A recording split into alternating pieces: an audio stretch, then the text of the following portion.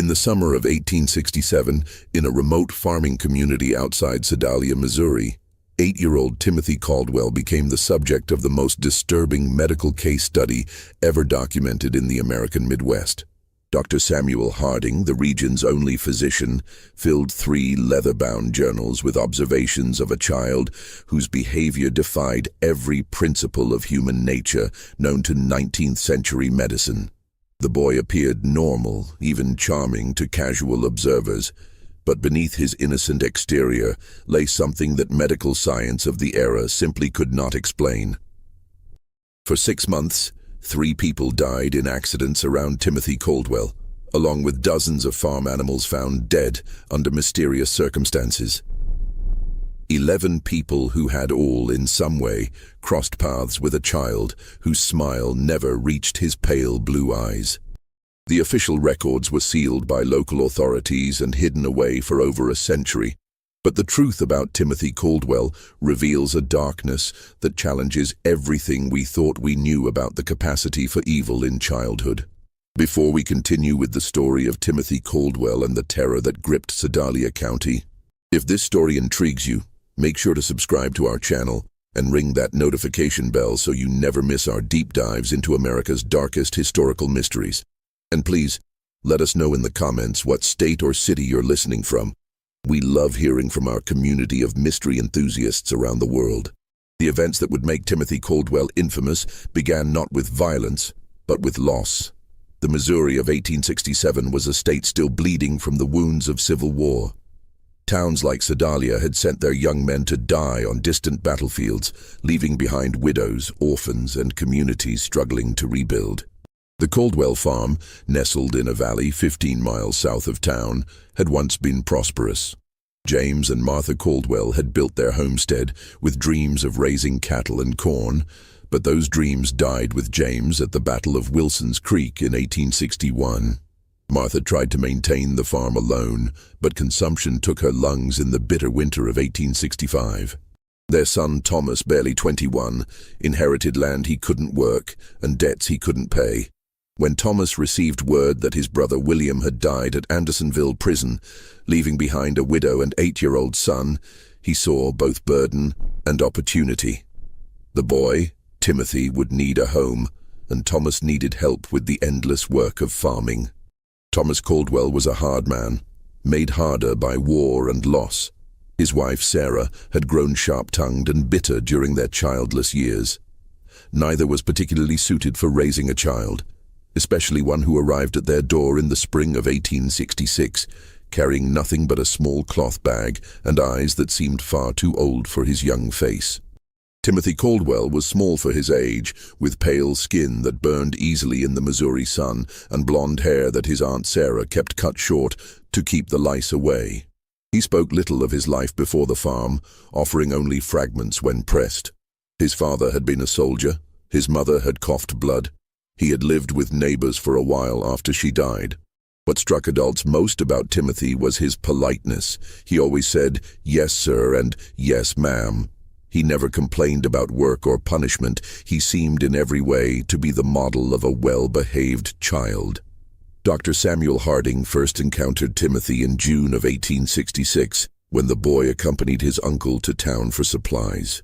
Harding, a graduate of the Missouri Medical College and one of the few formally trained physicians west of St. Louis, had developed a keen eye for reading people during his years treating both Union and Confederate soldiers. Something about the Caldwell boy unsettled him, though he couldn't identify what. The child was perfectly respectful, Harding would later write in his journal. He answered questions directly, maintained appropriate eye contact, and displayed none of the fidgeting or shyness typical of rural children encountering strangers. Yet I found myself deeply uncomfortable in his presence. His gaze held an intensity that seemed to suggest he was studying me with the same clinical interest that I typically reserved for my patients. The farming community around Sedalia was small enough that everyone knew everyone else's business. The Caldwell farm was isolated, but not so isolated that neighbors didn't notice things. Mrs. Eleanor Patterson, whose property bordered the Caldwell land, would often see Timothy working in the fields or tending to the livestock. She remarked to her husband that the boy worked with unusual focus for a child his age, never seeming to tire, never stopping to play or rest, as children naturally do. It was like watching a little machine, she told her husband Samuel over dinner one evening. He'd work steady from sunrise to sunset, never complaining, never slowing down. Ain't natural for a boy to have no play in him at all. The Patterson farm kept chickens, and Eleanor noticed that her birds became agitated whenever Timothy was near the property line. They would cluster together, squawking and ruffling their feathers, refusing to venture close to the fence that separated the properties. Her husband dismissed it as coincidence, but Eleanor couldn't shake the feeling that the animals sensed something about the boy that humans missed. The first death occurred on a sweltering afternoon in August 1866. Little Mary Fletcher, age 5, was the daughter of the town blacksmith and known throughout the community for her bright laugh and tendency to wander. She had been playing near Willow Creek, a shallow stream that ran between several properties, including the Caldwell farm. Timothy found her body. He arrived at the Fletcher home just as the family was preparing for supper, his clothes damp and his face pale, with what appeared to be genuine distress. "Mrs. Fletcher," he said, his voice steady despite his obvious agitation, "I found Mary by the creek. She's not breathing." The search party that rushed to the creek found Mary Fletcher face down in water barely 18 inches deep. Dr. Harding, summoned immediately, determined that the child had drowned, a tragic but not uncommon accident in rural areas where children played unsupervised near water. What troubled Harding was not the death itself, but Timothy's account of discovering the body. The boy provided an unusually detailed description of exactly where Mary had been found, the position of her body, and the condition of her clothing. When pressed about how he had come to be in that particular spot at that particular time, Timothy explained that he had been looking for a lost calf. The boy's recall was remarkably precise, Harding noted in his journal. He could describe the exact position of the deceased child's limbs, the way her dress had been caught on a submerged branch, even the color of the water around her face. Such attention to detail seemed unusual for a child who claimed to be frightened and upset by the discovery.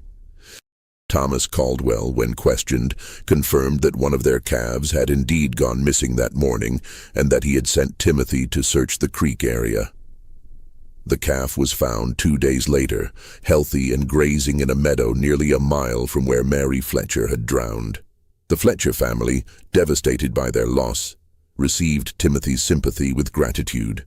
He had, after all, been the one to find their daughter and alert them immediately. At the funeral, Timothy sat quietly with his aunt and uncle, his head bowed respectfully throughout the service. When the family thanked him for his quick action in alerting them, he accepted their gratitude with appropriate solemnity. "I wish I could have found her sooner," he told Mary's father, his voice carrying just the right note of regret and sorrow. But Eleanor Patterson, watching from across the church, noticed something that nagged at her for days afterward. When Mary Fletcher's mother collapsed in grief during the service, when the sight of the small coffin reduced grown men to tears, Timothy Caldwell's expression never changed. His head was bowed in apparent sorrow, but when he thought no one was looking, his pale blue eyes remained dry and watchful, taking in every detail of the scene around him. The second death came 3 weeks later. Old Henrik Larsson, a Norwegian immigrant who had worked as a logger before arthritis forced him into retirement, was found at the bottom of a rocky outcrop known locally as Devil's Bluff. The bluff overlooked the creek where Mary Fletcher had drowned, and Henrik was known to climb there regularly to check on the wild beehives he tended. Once again, Timothy Caldwell was involved in the discovery. He had been walking home from town when he spotted something unusual at the base of the bluff. "I saw Mr. Larsson's hat caught on a thorn bush," Timothy told the gathering crowd. "I called out to him but got no answer, so I climbed down to look." Henrik Larsson was dead, his neck broken from what appeared to be a fall from the top of the 40-foot bluff. Dr. Harding's examination revealed that the old man had likely died instantly upon impact. The only unusual aspect of the scene was the presence of several dead bees scattered around the body. far more than would typically be found away from a hive. Mr. Larson knew those bluffs better than any man in the county, Samuel Patterson told Dr. Harding after the examination. He'd been climbing up there for 3 years, never had so much as a stumble. Don't make sense he'd fall now. Timothy, when questioned, suggested that perhaps the old man had been stung by bees and lost his footing. He was always talking about how angry they get when you disturb them, the boy said. Maybe they swarmed him and he got confused. Dr. Harding found Timothy's explanation plausible, but something about the scene bothered him. The dead bees were all clustered in a small area directly around Henrik's body. If the old man had disturbed a hive at the top of the bluff, there should have been more evidence of bee activity along his presumed path of flight and fall. Instead, it appeared as though the bees had somehow been concentrated around the impact site. When Harding climbed to the top of the bluff to examine the beehives, he found them intact and showing no signs of recent disturbance. The worker bees were active but not agitated, going about their normal business of gathering nectar from the late summer wildflowers. The third death shattered any illusions about coincidence. In September 1866, 6-year-old Jacob Mills vanished while playing in the woods near his family's cabin. His body was found 4 days later in an abandoned well, nearly half a mile from where he had last been seen. Timothy Caldwell had volunteered to join the search party. For 3 days, Timothy searched alongside the adult volunteers, showing remarkable endurance for a child his age. He seemed to know the woods intimately, guiding searchers through areas that even long-time residents found difficult to navigate. When asked how he had learned the terrain so well, Timothy explained that he often explored the woods during his free time, looking for useful plants and herbs that his aunt could use for cooking and medicine. On the 4th day, Timothy appeared at the Mills cabin just after dawn. "I think I've found something," he told Jacob's father, his voice heavy with exhaustion. "There's an old well about a half-mile north of here. I heard what sounded like crying." The well was partially concealed by fallen logs and overgrown brush. Jacob Mills was at the bottom, alive but barely conscious, suffering from dehydration and exposure. Dr. Harding was summoned immediately, but the boy died within hours of being pulled from the well, his small body unable to recover from the ordeal. The child had been at the bottom of that well for nearly 4 days, Harding wrote in his journal. The fact that Timothy Caldwell was able to locate him in such an obscure location raises troubling questions. How extensive is the boy's knowledge of the local terrain? What other hidden dangers might he be aware of? More troubling still was Timothy's behavior during Jacob's final hours. While the Mills family maintained a vigil around their dying son, Timothy sat quietly in the corner of the cabin, apparently praying. But Dr. Harding, positioned where he could observe the boy without being noticed, saw something that deeply disturbed him. Timothy wasn't praying. His lips were moving, but his eyes were fixed on Jacob Mills with an intensity that seemed almost scientific. He appeared to be cataloging every detail of the dying child's condition. The labored breathing, the pale skin, the way consciousness flickered in and out. When Jacob finally died, Timothy's expression showed no grief or shock. Instead, there was something that Harding could only describe as satisfaction. After the funeral, Dr. Harding made an excuse to visit the abandoned well where Jacob had been found. The site troubled him for reasons he couldn't articulate. The well was indeed well hidden, concealed by natural debris that would have taken considerable effort to move. Yet Timothy had claimed to hear crying from this location, a claim that seemed improbable given the depth of the well and the amount of brush covering it. As Harding examined the scene more carefully, he noticed something that the initial rescue party had missed in their urgency to save Jacob Mills. Around the rim of the well, the debris had been arranged with unusual precision. Logs and branches that should have fallen randomly showed signs of deliberate placement, creating a natural-looking camouflage that would be nearly impossible to spot unless one knew exactly where to look. The implications were too disturbing to voice aloud, but Harding could not shake the suspicion that Jacob Mills had not simply fallen into the well. Someone had placed him there, and someone had carefully concealed the location until the boy was too weak to survive rescue. That evening, Harding began keeping detailed notes about Timothy Caldwell. If his suspicions were correct, the boy posed a danger to the entire community. But suspicions were not evidence, and evidence was exactly what Harding lacked.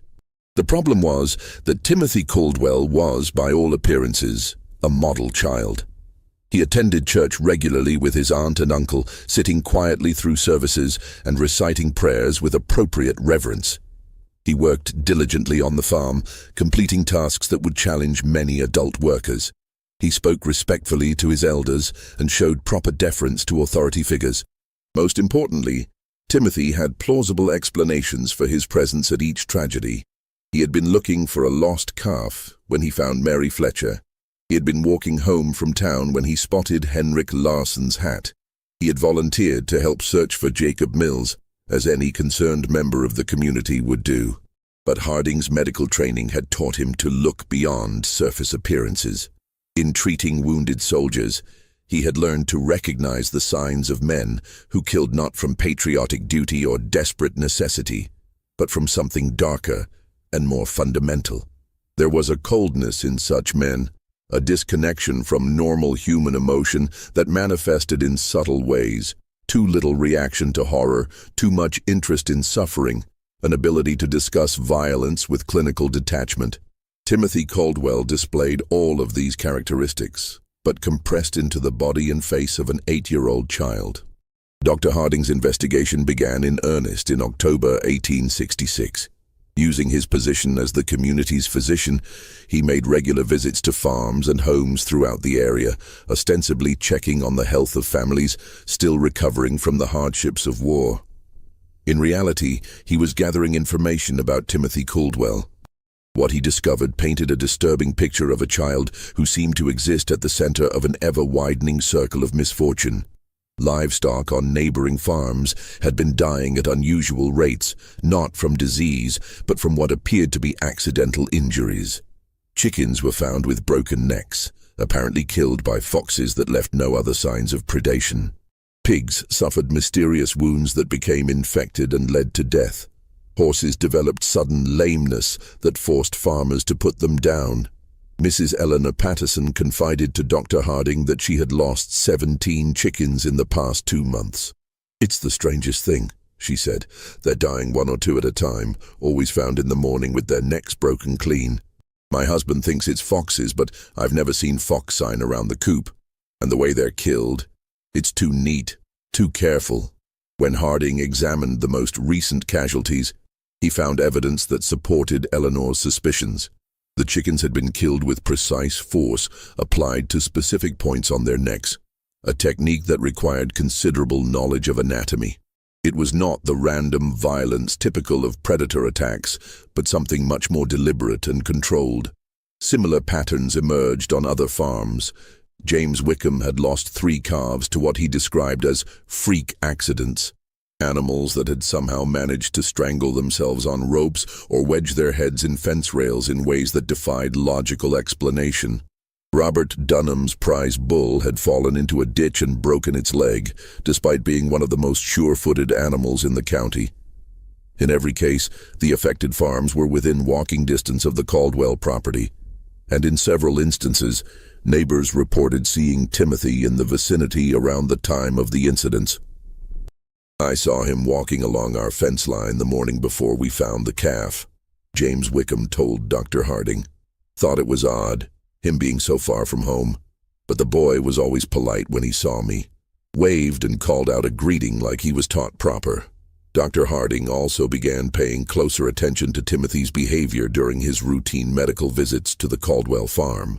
The boy was always present during these visits, standing quietly while Dr. Harding examined his aunt and uncle for the various ailments common to farming life. But Harding noticed that Timothy watched these examinations with unusual interest, asking questions about anatomy and medical procedures that seemed advanced for a child his age. "How do you know if someone's really dead?" Timothy asked during one visit, his tone casual as if discussing the weather. "Sometimes people just look like they're sleeping." When pressed to explain his curiosity, Timothy said he was concerned about being able to help if someone was hurt while he was alone on the farm. "Uncle Thomas says I need to know how to handle emergencies since we're so far from town," he explained. The explanation was reasonable, but something about the question disturbed Dr. Harding. There was a clinical quality to Timothy's interest in death and injury that went beyond normal childhood curiosity. The boy asked about the mechanics of dying, how long it took, what signs to look for, whether people could survive various types of trauma, with the same detached interest that a medical student might show when studying cadavers. During these conversations, Harding began testing Timothy's knowledge with deliberately false information, claiming that certain injuries were fatal when they were not, or that specific symptoms indicated particular conditions. Timothy never challenged these false statements directly, but Harding noticed that the boy filed away every piece of information with remarkable retention. More disturbing still was Timothy's response to Dr. Harding's stories about treating wounded soldiers during the war. While most children showed appropriate shock or sadness when hearing about battlefield injuries, Timothy listened with rapt attention, asking detailed questions about wound patterns, blood loss, and survival rates. "Did they scream a lot when you cut off their arms?" Timothy asked during one such conversation, his pale blue eyes fixed intently on Dr. Harding's face. "Or were they too hurt to make noise?" The question, delivered in Timothy's characteristically polite tone, sent a chill through Dr. Harding that he would never forget. By November 1866, Dr. Harding had filled nearly 2 complete journals with observations about Timothy Caldwell. The picture that emerged was that of a child who possessed an adult's understanding of violence and death, combined with a complete absence of normal human empathy. But documentation was not the same as evidence, and evidence was what Harding would need if he hoped to protect the community from what he increasingly believed was a dangerous predator. The opportunity to gather that evidence came when Thomas Caldwell injured his back during the fall harvest. The injury required bed rest and daily medical visits, giving Dr. Harding unprecedented access to the Caldwell household. During these visits, he began engaging Timothy in longer conversations, carefully probing to understand the extent of the boy's knowledge and the nature of his thoughts. What he discovered exceeded his worst fears. Timothy Caldwell had been conducting experiments on living creatures for months, possibly years. Using a combination of careful questioning and direct observation, Dr. Harding determined that the boy had been systematically capturing and torturing small animals, studying their responses to various forms of injury and distress. Timothy had mentioned the cave during one of their conversations, describing it as a place where he went to think and be alone. When Dr. Harding investigated the site, he found a carefully organized collection of animal bones, crude surgical instruments fashioned from farm tools, and a series of detailed drawings that documented various experiments in torture and mutilation. The drawings were the most disturbing discovery. Rendered with surprising artistic skill for a child, they showed rabbits, squirrels, birds, and larger animals in various stages of dissection and injury. Each drawing was accompanied by notes written in Timothy's careful handwriting, describing the animal's reactions, the time it took to die, and observations about which methods caused the most suffering. Subject remained conscious for approximately 10 minutes after removal of eyes. Read one notation beside a detailed drawing of a rabbit. Vocalizations decreased gradually. Movement ceased after application of pressure to throat. Dr. Harding realized that Timothy had been using the community's animals as subjects for increasingly sophisticated experiments in cruelty. The accidental deaths on neighboring farms were actually the result of Timothy's desire to test his methods on larger subjects. But the most chilling discovery was a newer set of drawings that showed human figures instead of animals. These sketches depicted children and adults in various poses of distress and injury, each accompanied by speculative notes about human anatomy and potential methods of causing harm. One drawing showed a figure that was unmistakably Mary Fletcher, the first child to die. Another depicted Henrik Larsen, A third showed Jacob Mills at the bottom of a well, with detailed annotations about the effects of dehydration and exposure on the human body. Timothy Caldwell had not simply been present when these people died. He had planned their deaths, executed those plans with methodical precision, and documented the results for future study. As Dr. Harding would soon discover, the horror in Sedalia County was far from over. If this story is giving you chills, share this video with a friend who loves dark mysteries, hit that like button to support our content, and don't forget to subscribe to never miss stories like this. Let's discover together what happens next. Dr. Harding faced an impossible situation. The evidence in the cave proved that Timothy Caldwell was responsible for multiple deaths, but that evidence had been obtained through what amounted to illegal search. Moreover, the idea that an 8-year-old child could be a calculating murderer was so far outside the accepted understanding of human nature that no court would accept such a claim. The medical science of 1867 had no framework for understanding antisocial personality disorder or psychopathy. The prevailing belief was that children were inherently innocent, corrupted only by bad influences or traumatic experiences. The idea that a child could be born without the capacity for empathy or moral reasoning was literally inconceivable to most people. Dr. Harding knew that if he presented his findings to local authorities, he would likely be dismissed as a man whose mind had been damaged by too many years of treating war casualties. The evidence would be explained away. Timothy would be defended as a traumatized orphan acting out his grief, and the killings would continue. Instead, Dr. Harding decided to confront Timothy directly. During his next visit to the Caldwell farm, he asked the boy to walk with him to check on the livestock in the far pasture. Once they were alone, Dr. Harding revealed what he had discovered in the cave. Timothy's reaction was not what Dr. Harding had expected. The boy showed no surprise, no denial, no fear at being caught. Instead, he listened calmly as Dr. Harding described the drawings and notes, occasionally nodding as if confirming the accuracy of the doctor's observations. "You're not going to tell anyone," Timothy said, when Dr. Harding finished speaking. It was not a question or a plea, but a statement of fact delivered with absolute confidence. "Why wouldn't I?" Dr. Harding asked, genuinely curious about the boy's reasoning. Timothy smiled, the first genuine expression of emotion that Dr. Harding had ever seen on his face. "Because no one would believe you," he said, "and because you're curious about what I'll do next." The boy was right on both counts. Dr. Harding knew that his claims would sound like the ravings of a man losing his sanity. But Timothy had also identified something that the doctor was reluctant to admit even to himself. A scientific fascination with observing the development of what might be the most dangerous human being he had ever encountered. "How long have you been doing this?" Dr. Harding asked. "Since I was 5, Timothy replied matter-of-factly. "Maybe earlier. I started with insects, then mice, then bigger things. It's interesting to see how different animals react to the same treatments." "And the people who died?" Timothy shrugged. "They were experiments too. I wanted to see if people would react the same way as animals.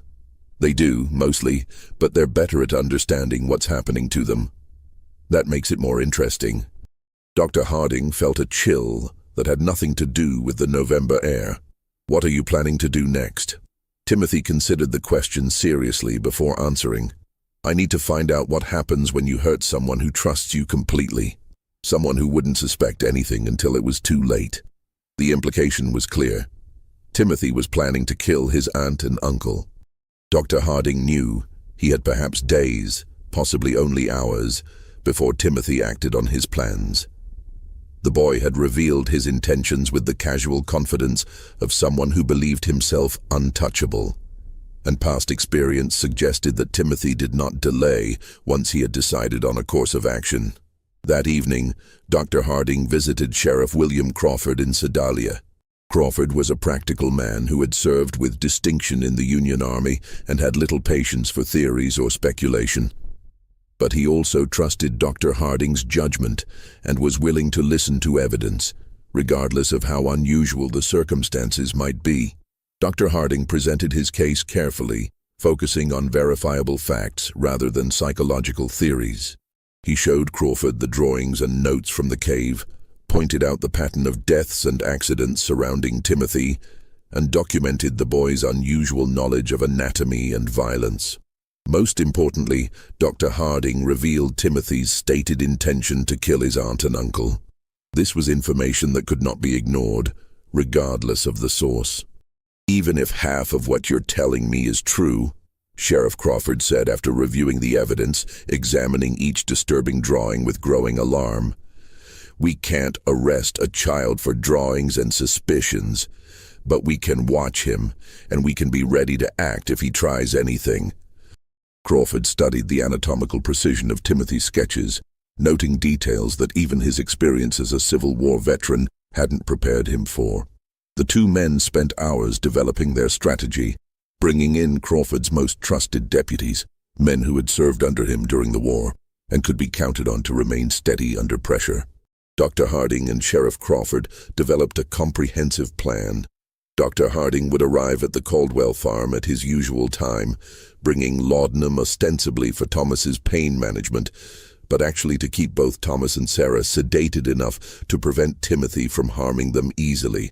Sheriff Crawford and his deputies would position themselves strategically around the farm property, close enough to respond quickly but far enough away to avoid detection. The plan was put into effect the following morning. As Dr. Harding approached the farmhouse in his buggy, he noticed immediately that something was different.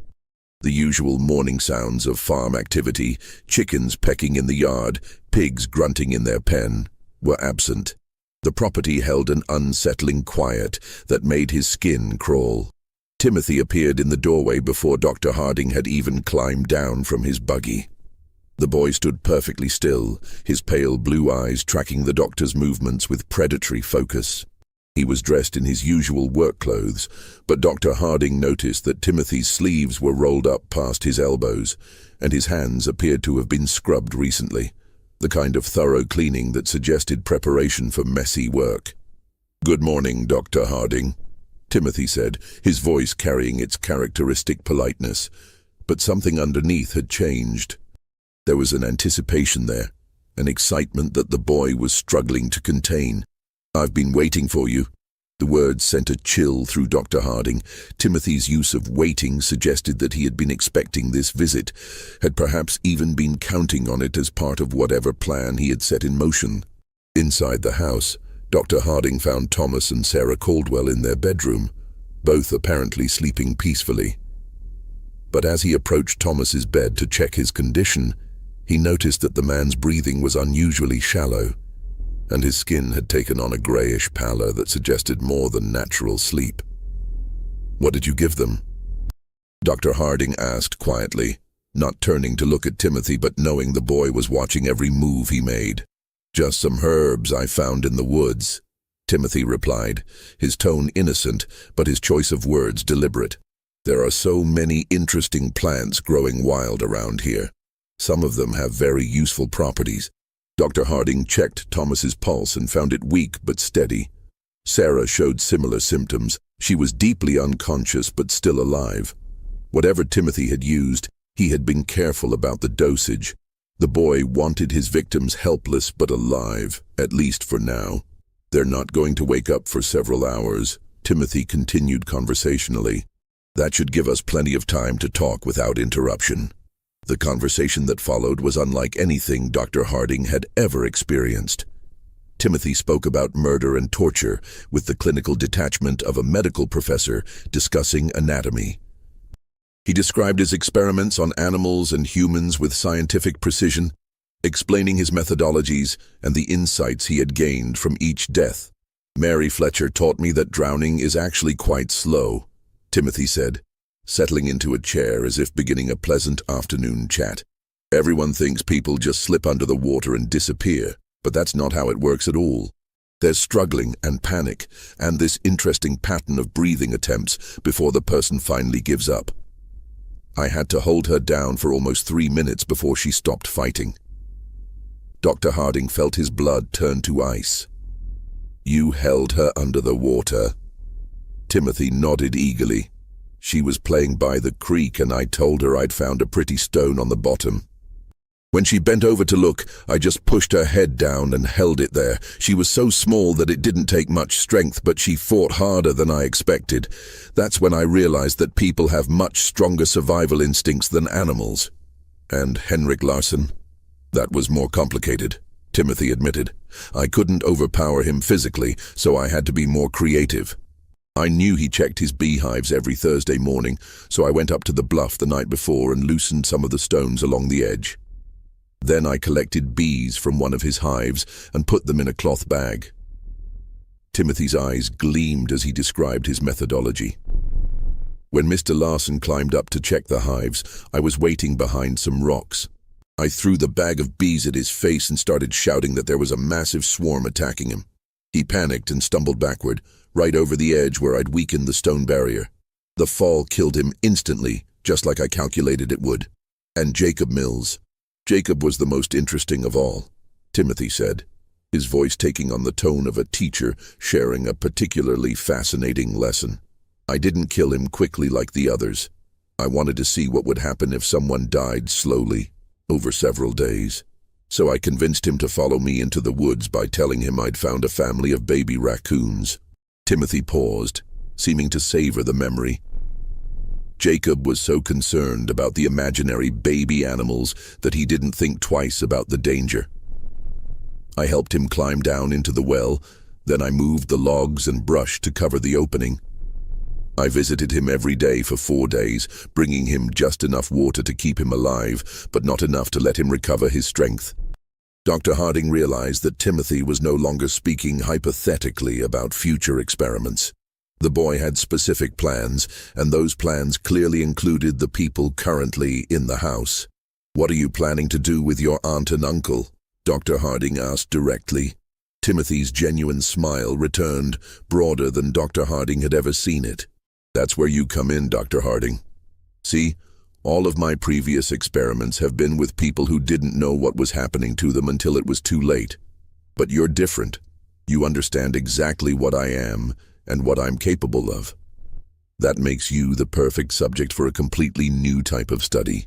As Timothy spoke, he began moving around the room, gathering items that Dr. Harding recognized as potential weapons: rope from the barn, a heavy candlestick from the mantelpiece, several sharp kitchen implements.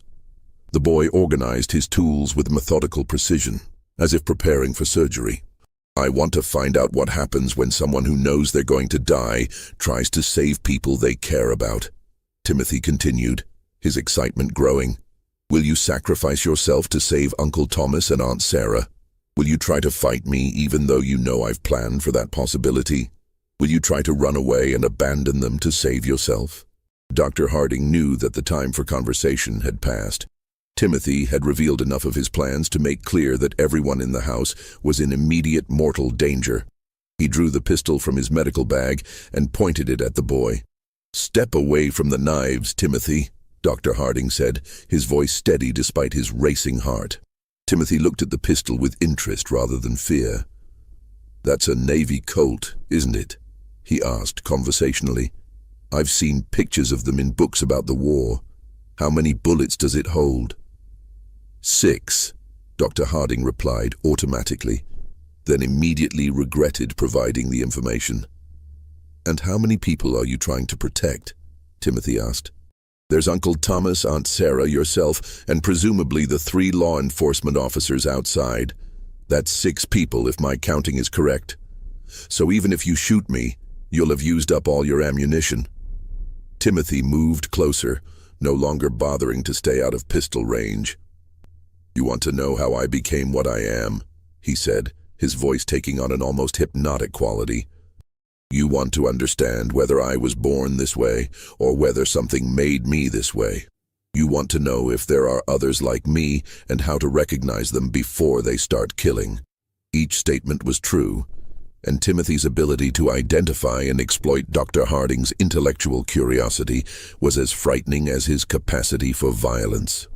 The boy understood people well enough to predict their behavior and manipulate their responses, even when they knew they were being manipulated. The confrontation came as Timothy approached his sleeping uncle with a length of rope in his hands. Dr. Harding stepped forward to intervene, but Timothy moved with surprising speed and strength, producing the kitchen knife and slashing at the doctor's arm. The struggle that followed was brief, but violent. Timothy fought with the desperate ferocity of a cornered animal, using the knife with skill that spoke of considerable practice.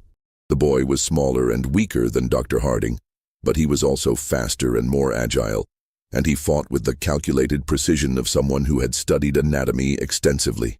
Dr. Harding managed to grab Timothy's wrist and twist until the boy dropped the knife, but Timothy immediately produced another blade from his clothing. It became clear that the boy had prepared multiple weapons and positioned them strategically throughout the house. The sound of their fight brought Sheriff Crawford and his deputies running from their concealed positions. They burst through the back door to find Dr. Harding struggling with Timothy, while Thomas and Sarah Caldwell lay unconscious on their bed, apparently unaware of the violence occurring around them.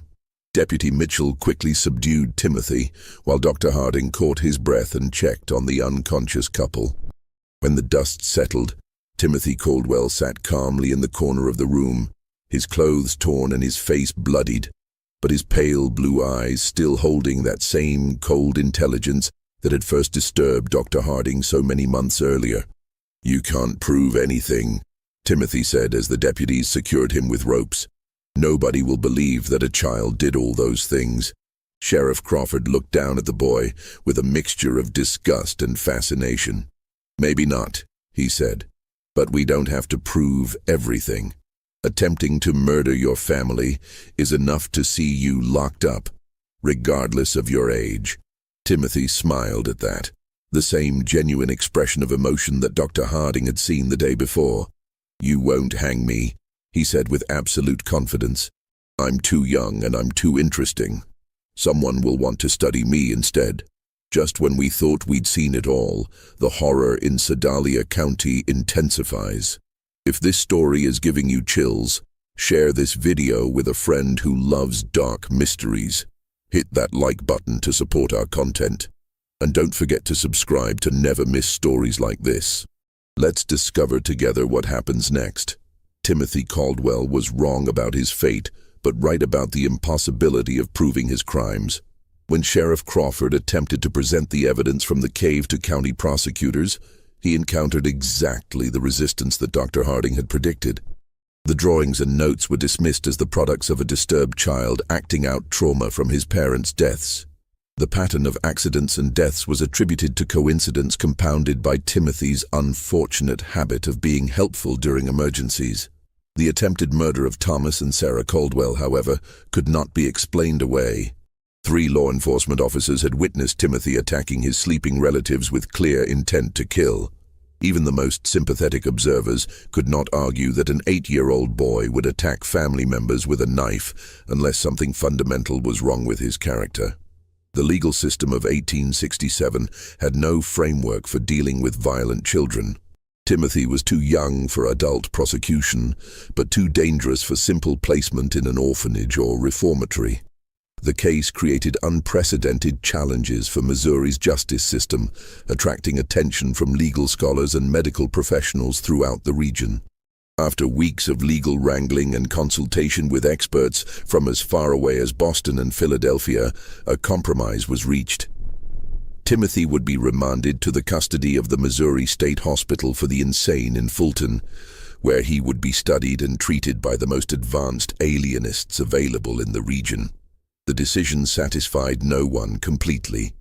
Prosecutors wanted Timothy tried as an adult for murder, while defense attorneys argued that no child so young could be held responsible for his actions. Medical professionals were divided between those who believed Timothy could be rehabilitated and those who considered him incurably dangerous. Dr. Samuel Harding volunteered to accompany Timothy to the hospital and remained there for 3 months, documenting the boy's behavior and working with hospital staff to develop understanding of what they were dealing with. The resulting case study became one of the first systematic examinations of antisocial behavior in children, though it would not be published until decades after the events. Timothy adapted to hospital life with the same calculating intelligence he had shown on the farm. He quickly learned to mimic appropriate emotions and responses, convincing several staff members that he was making remarkable progress in overcoming his traumatic episodes. Timothy would cry convincingly when discussing his crimes, express remorse that seemed genuine, and display what appeared to be authentic gratitude for the care he was receiving. But Dr. Harding observed that Timothy was merely studying the people around him, learning to manipulate them more effectively. The boy had created what amounted to a comprehensive catalog of human emotional responses, and he could reproduce these signals with remarkable accuracy, despite feeling none of the underlying emotions himself. The subject displays remarkable cognitive abilities, coupled with complete absence of genuine emotional response, Dr. Harding wrote in his detailed reports. He has learned to simulate normal human reactions with sufficient skill to deceive casual observers, but extended observation reveals the performance to be entirely artificial. Timothy understands happiness as the face people make when they want something good to continue, and sadness as the face people make when they want others to help them. But he has never actually experienced either emotion himself. Dr. Harding's evaluation also revealed the extent of Timothy's violent fantasies and future plans. When the boy believed he had gained Dr. Harding's trust by pretending to be fascinated by the scientific approach to studying human behavior, Timothy began sharing ideas for future experiments that made his past crimes seem almost restrained by comparison. He has developed elaborate scenarios for testing human responses to various forms of psychological and physical torture, Dr. Harding reported confidentially. His plans demonstrate remarkable creativity and attention to detail, as well as a sophisticated understanding of human psychology. If he were allowed to mature and gain additional resources, he would likely become one of the most dangerous individuals in American history. The hospital records show that Timothy remained at the facility for 18 months. During that time, several unexplained incidents occurred that bore the hallmarks of Timothy's methods. Other patients were found dead in circumstances that suggested accident or natural causes, but which showed patterns of deliberate planning when examined carefully.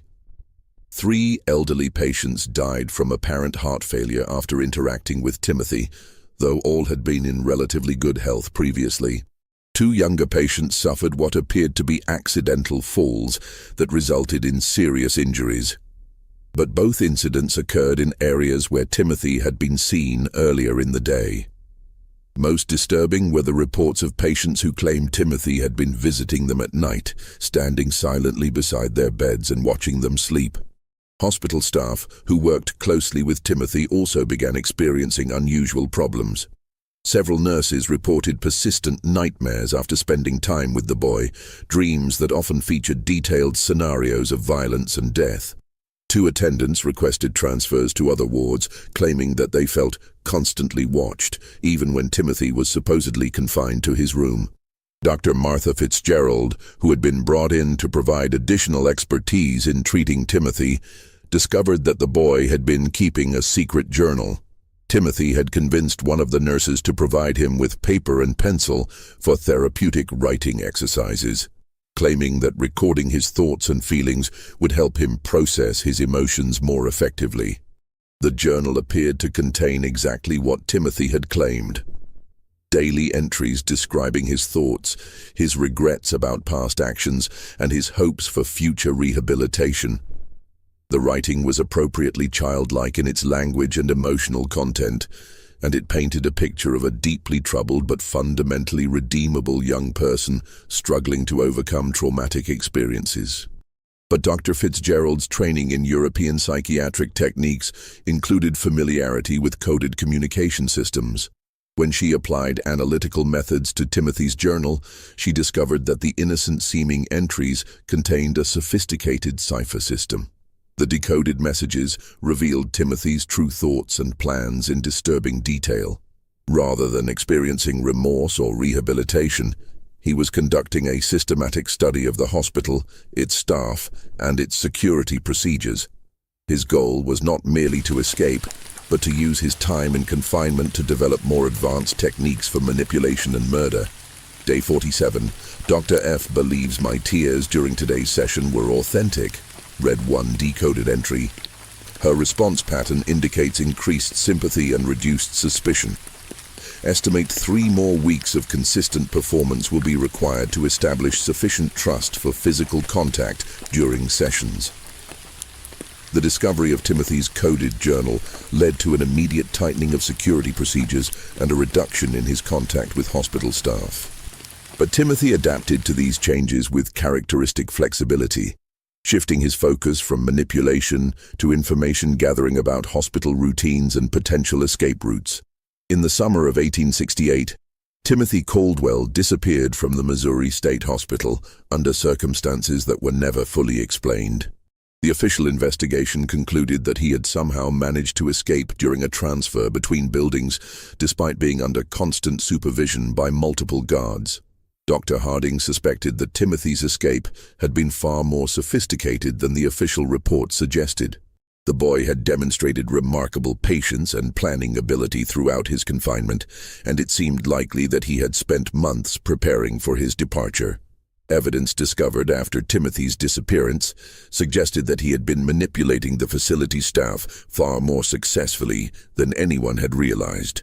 Several guards reported having made small policy exceptions for Timothy in the weeks before his escape, allowing him slightly longer exercise periods, providing him with additional reading materials, making minor adjustments to his daily routine that individually seemed harmless, but collectively may have created opportunities for escape. He spent 1.5 years studying that facility and its personnel. Dr. Harding wrote in his final report on the case.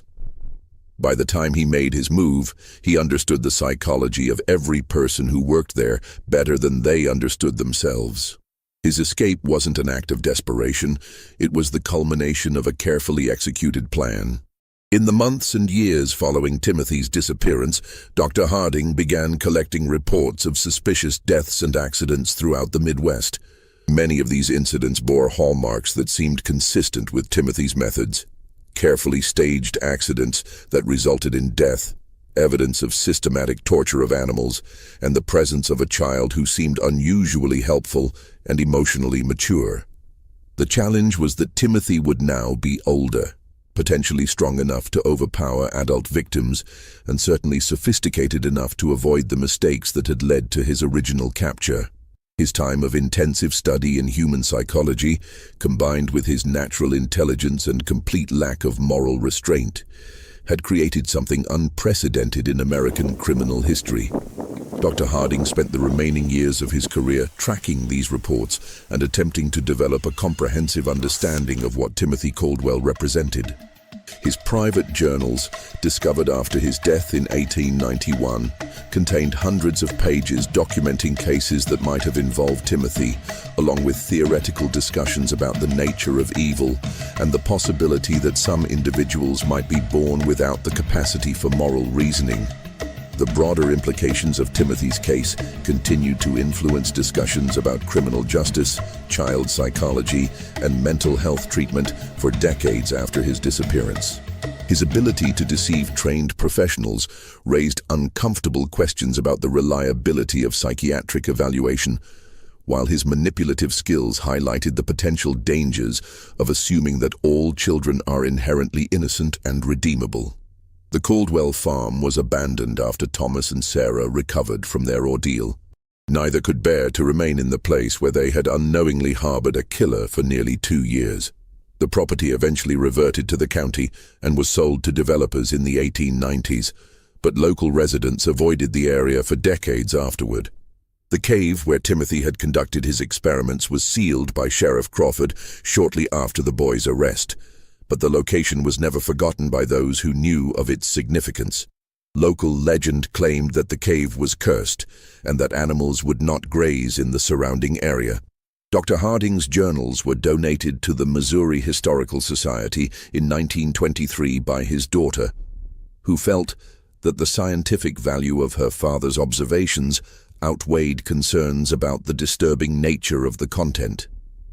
The journals remain in the Society's archives, available to researchers who can demonstrate legitimate academic interest in the development of psychological understanding.